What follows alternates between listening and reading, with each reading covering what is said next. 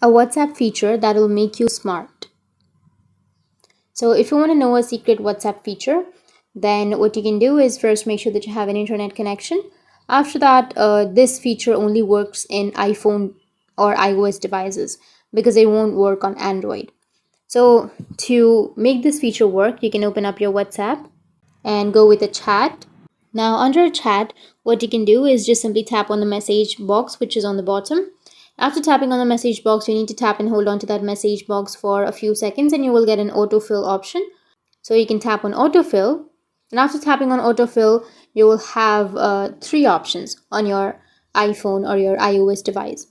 So the last option will be scan text, which means you'll be able to scan the text from an image and then send it as a text to your friend.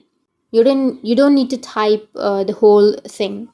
You can just simply go and scan the text. So if you have an iOS device, then you can use this feature. So that's it, and if you have any questions, feel free to comment below. Thanks for watching.